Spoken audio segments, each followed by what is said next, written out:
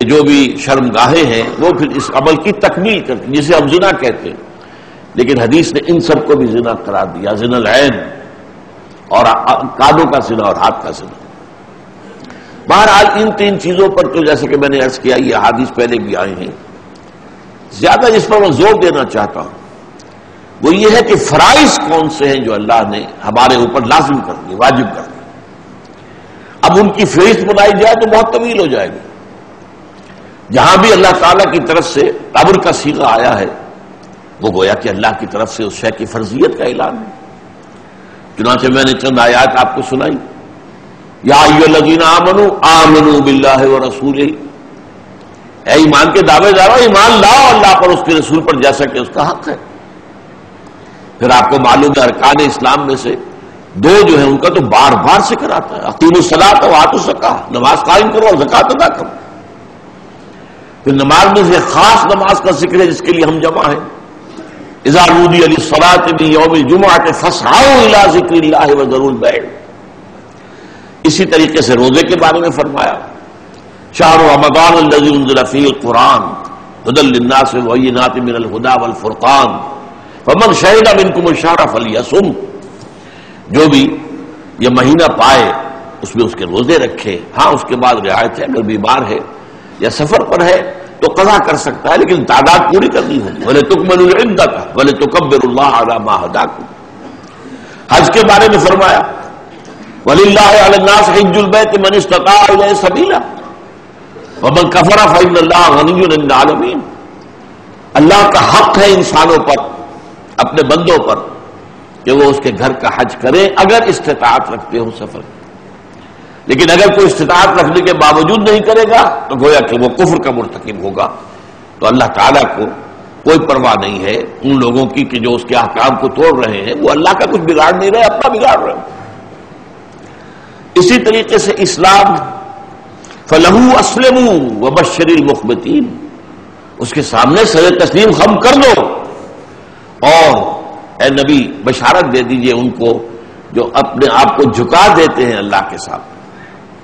اسی طریقے سے ادخلوا فی السلم کافہ، اسلام میں داخل ہو جاؤ پورے کے پورے، جزوی نہیں، پورے کے پورے، پورا اسلام اپنے اوپر نافذ کرو۔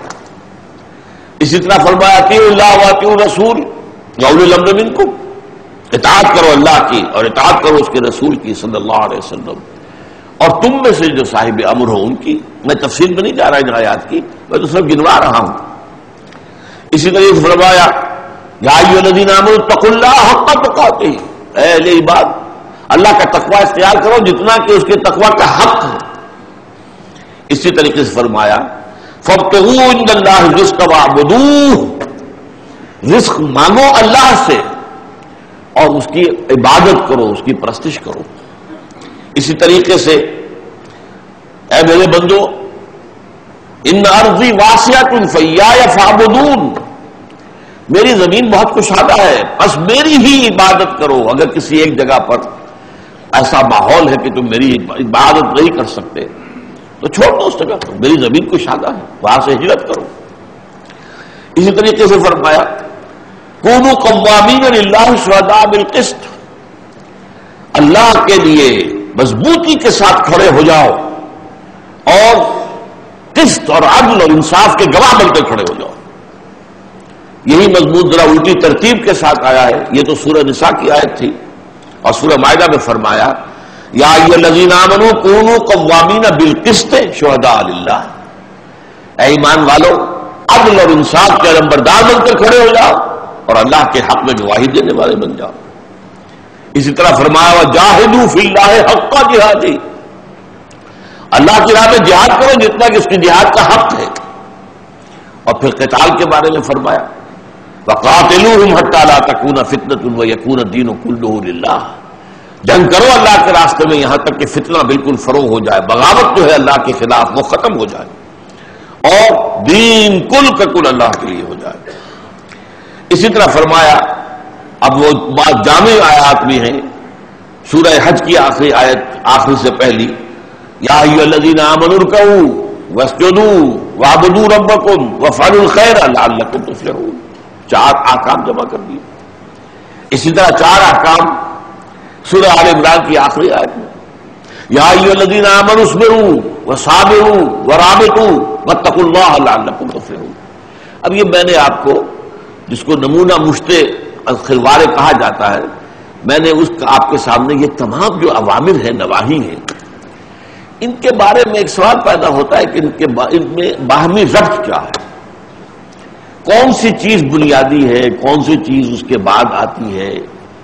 اگر حفظ مراتب نہ کنی زندگی، اگر ان معاملات کے اندر بھی مراتب کا حق نہ رکھا جائے، کس شے کی کیا اہمیت ہے، تو ظاہر بات ہے کہ ہو سکتا ہے کہ ایک شے جو آپ سے 1 من بھر مطلوب ہے، وہ تو آپ 1 تولہ کر کے فارغ ہو جائیں، اور جو تولہ بھر مقصود تھی، مطلوب تھی، اس میں آپ 1 من جو ہے اس کے اوپر ڈھیر لگا دیں. تو یہ ساری چیزیں جو ہے نسبت و تناسب کا یہ الٹ جانا، یہ بھی انسان کی تباہی اور بربادی اور ناکامی اور آخرت کے خسران پر منتج ہو سکتا ہے. اب اس کے لیے ہے اصل میں وہ جو ایک نقشہ اللہ تعالیٰ نے مجھے ایک مرتبہ ایک جمعے میں خطاب کرتے ہوئے اچانک وہ نقشہ ذہن میں آ گیا، اور یہ بات کم سے کم 30-35 سال پرانی ہے، وہ آج کی بات تو نہیں. لیکن اس کے بعد جہاں بھی وہ نقشہ میں نے بیان کیا، شائع کیا، تو بہت ہی یعنی لوگوں کو انشراح حاصل ہوا کہ واقعتاً جیسے کہ ایک آدمی جو ہے جس کی بینائی کمزور ہو گئی ہے، وہ دیکھ نہیں رہا ٹھیک طور پر، لیکن جب اس کو اینک لگ جاتی ہے تو اسے معلوم ہوتا ہے جیسے روشنی ہو گئی، اور وہ جو چیزیں دھندلی نظر آ رہی تھی اب صاف نظر آ رہی ہیں. تو اس طریقے سے یہ سارا جو فرائض کا نقشہ ہے، اس کو ذہن میں رکھنا بہت ضروری ہے. اس کے لیے یہ ہے کہ 3 منزلہ عمارت کا آپ اپنے ذہن میں تصور قائم کریں، جس میں پہلی منزل پر صرف 4 ستون کھڑے ہیں، کوئی بلڈنگ نہیں، کوئی عمارت نہیں، کوئی دیواریں نہیں، کچھ نہیں. آج کل کا رواج جیسے ہے کہ وہ گویا کہ پارکنگ لاٹ کے طور پر وہ چھوڑ دی گئی جگہ. البتہ اس کے نیچے بنیاد ہے، بنیادوں پر کھڑے ہیں نا ستون، اور یہ بنیادوں کا بھی 2 حصہ ہے. ایک حصہ وہ جو نظر آ رہا ہے جسے پلنتھ کہتے ہیں آپ، وہ سطح زمین سے اوپر ہوتا ہے، جس کو کرسی بھی کہہ دیتے ہیں، یہ بھی بنیاد کا حصہ ہے. لیکن اصل بنیاد وہ ہے جو زیر زمین نظر نہیں آتی، انڈر گراؤنڈ ہے، وہ نظر نہیں آتی. لیکن ظاہر بات ہے کہ عمارت کی مضبوطی کا سارا دار و مدار اس پر ہے. جتنی اونچی عمارت آپ کو بنانی ہو، اتنا ہی گہرا جو ہے آپ کو جانا پڑے گا فاؤنڈیشن کے لیے. اچھا، اس 4 ستونوں کے اوپر پہلی چھت آ گئی. اب اس کے بعد اوپر کنسٹرکشن ہے، ستون نظر نہیں آئیں گے، لیکن ستون چلتے رہیں گے. یہ ستونوں ہی پر اگلی دوسری چھت بھی آئے گی. لوڈ بیئرنگ تو یہ ستون ہے. جو دیواریں بنی ہیں وہ در حقیقت لوڈ بیئرنگ نہیں ہے. آج کل کا جو آپ کو معلوم ہے، جو انجینئرنگ کا اصول ہے کہ وہ سارا جو ہے اسٹرکچر وہ ستونوں پر کھڑا ہوتا ہے، پلرز پر.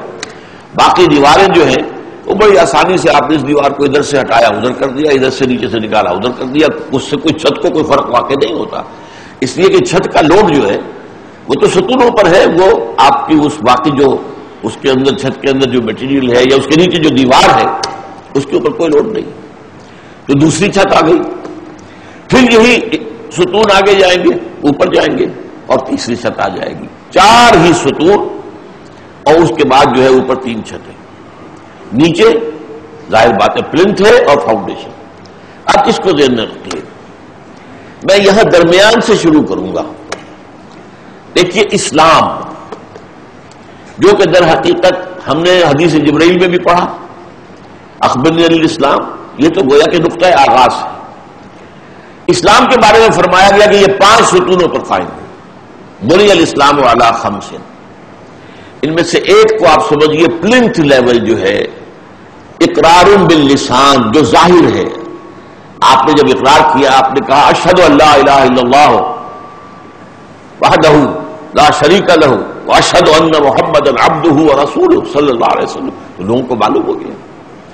لیکن ایک ہے ایمان، تصدیق بالقلب، وہ در حقیقت نیچے جو اصل بنیاد ہے جو نظر نہیں آتی، اس لیے کہ دل میں ایمان ہے یا نہیں ہمیں نظر نہیں آتا. اصل ایمان وہی ہے، وَلَٰكِنَّ اللَّهَ حَبَّبَ إِلَيْكُمُ الْإِيمَانَ وَزَيَّنَهُ فِي قُلُوبِكُمْ. اور بدوؤں کے بارے میں فرمایا قَالَتِ الْأَعْرَابُ آمَنَّا قُل لَّمْ تُؤْمِنُوا وَلَٰكِن قُولُوا أَسْلَمْنَا. یہ بدو دعویٰ کر رہے ہیں ہم ایمان لے آئے. نبی ان سے کہہ دیجئے تم ایمان ہرگز نہیں لائے ہو، ہاں یوں کہو کہ ہم مسلمان ہو گئے، اسلام لے آئے. وَلَمَّا يَدْخُلِ الْإِيمَانُ فِي قُلُوبِكُمْ، ابھی تک ایمان تمہارے دلوں میں داخل نہیں ہوا. تو اب یوں سمجھیے نیچے سے ہم چل رہے ہیں. ایمان فی القلب، یقین والا ایمان دل میں. اس کے بعد پلنتھ شہادت جو ظاہر ہے. اس کے اوپر 4 ستون جو ہے، یہ 4 عبادات ہیں، نماز، روزہ، حج اور زکات. یہ 4 ہیں کہ جن کے اوپر اب یہ سارا اوپر کی 3 چھتوں کا لوڈ جو ہے وہ جو ٹرانسمٹ ہوگا فاؤنڈیشن کو، وہ ان 4 ستونوں سے ہوگا. تیسری چھت کا بوجھ بھی اسی کے حوالے سے، دوسری چھت کا بوجھ بھی، پہلی چھت کا بوجھ. اچھا، پہلی چھت کیا ہے؟ اب اس کے لیے 4 الفاظ میں چاہتا ہوں آپ نوٹ کریں اچھی طرح. اسلام. اسلام کے معنی ٹو سرنڈر. آپ نے سر تسلیم خم کر دیا. جیسے کہ کوئی لڑائی ہو رہی تھی، آپ نے ہتھیار ڈال دیا، میں نے تو ہتھیار رکھ دیا. یہ ہے اسلام. اطاعت، اطیعوا اللہ و اطیعوا الرسول. اطاعت میں کیا ہے؟ اپنی دلی مرضی سے کسی کا کہنا ماننا. ایک ہے مجبوری کو ماننا، اسلام تو وہ بھی ہو جائے گا. اپنی جان بچانے کے لیے اسلام کا اعلان کر دینا، جیسا کہ حضرت اسامہ رضی اللہ تعالیٰ عنہ کے ساتھ ہوا تھا. ایک جنگ میں دو بدو مقابلہ ہوا ایک مشرک سے، کافر سے. اس نے جب